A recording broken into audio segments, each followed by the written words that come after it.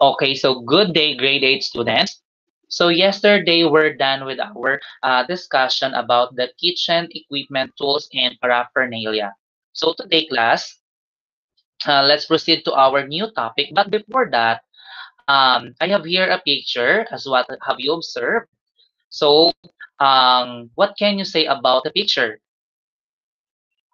Okay, very good. It's all about cleaning the equipment and different utensils in the kitchen premises. Okay, so do you have any idea about our lesson for today?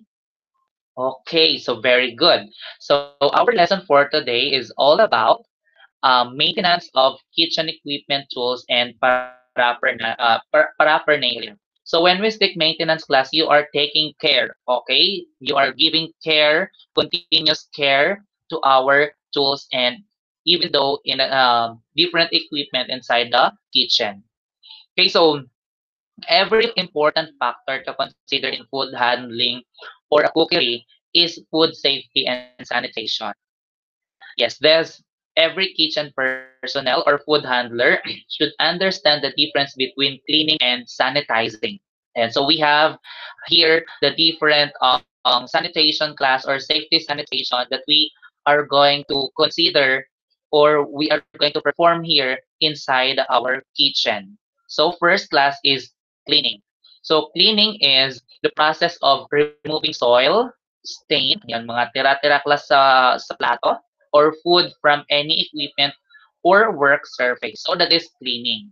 So you are not using any chemicals that remove the different dirts or any debris in the equipment.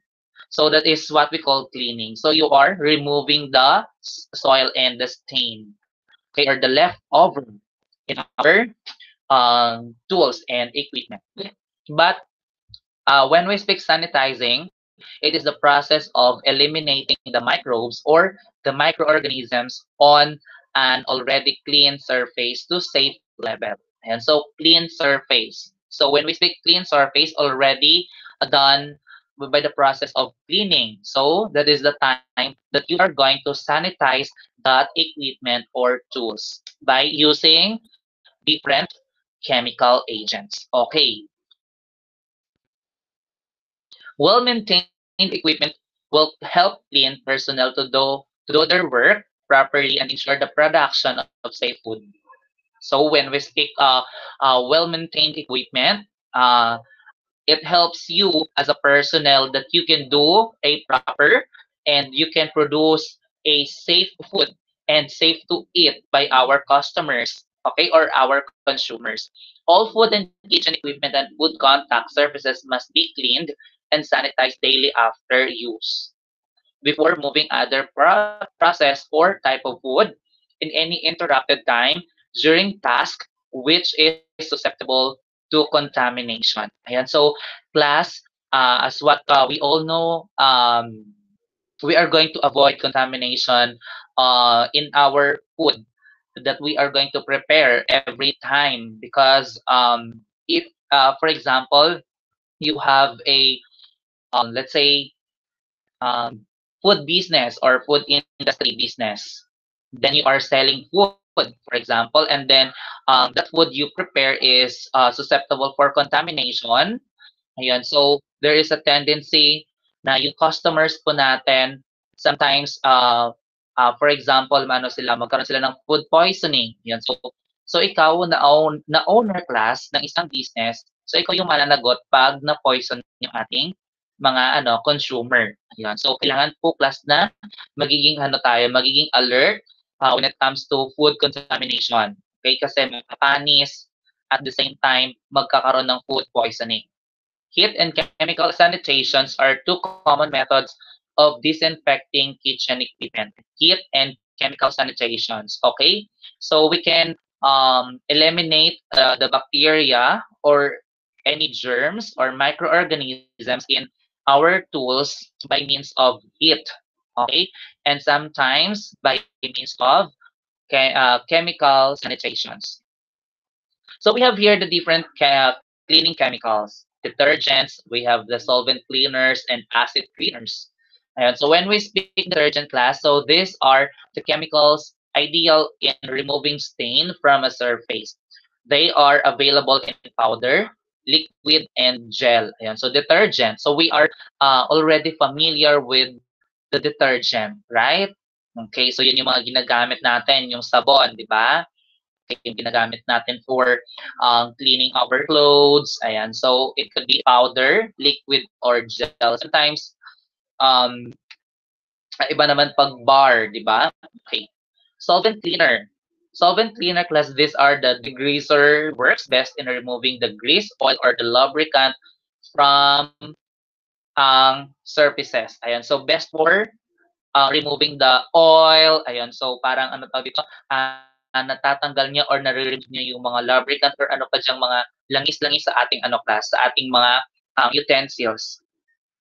Then acid cleaners. So this solution having a chlorine compound are used for removing mineral deposits. So this or they are considered dangerous if misused. And so nakakatakot class when we speak acid cleaner. So sometimes we are not using we are using ano strong chemicals. Like for example, you are using the Zonrox, ayan.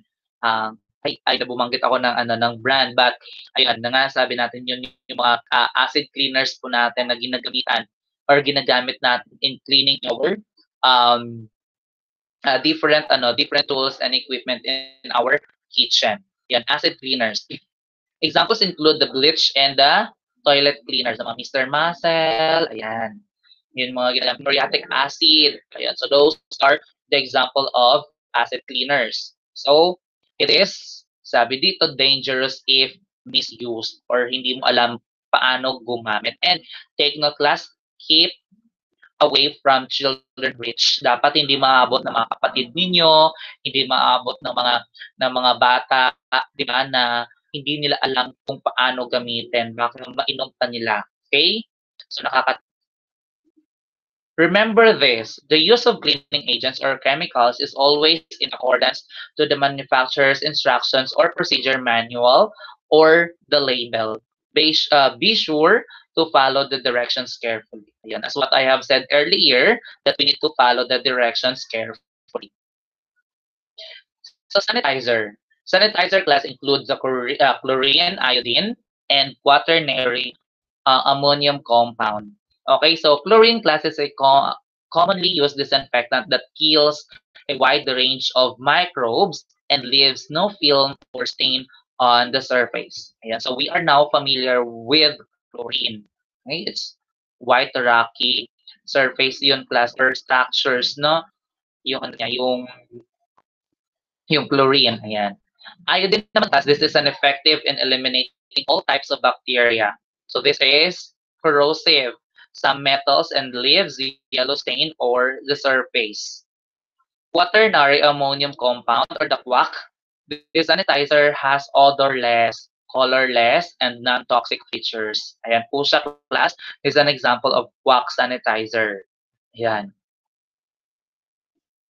Keeping a kitchen clean. Wash all surfaces, pots, pans, and other utensils with soap and water. Ayan. So, we can use soap and water to wash all the surfaces, or example, the pots and pans inside the kitchen. Rinse all the surfaces, pots and pans, and other utensils to remove dirt and soap residue. Ayan. So, kailangan nating banlawan. Okay? And last is sanitize or rinse the surface to eliminate the microorganisms that are invisible to the naked eye. So, hindi naman natin kasi nakikita yung microorganisms, but mas better po nga ginagawa natin yung sanitation process inside our kitchen. Okay, so that's all for today, grade 8 students. And tomorrow class, you are ready for our activity. Okay, so after the follow-up discussion, I will give you an activity. Okay, so that's all. Thank you and goodbye.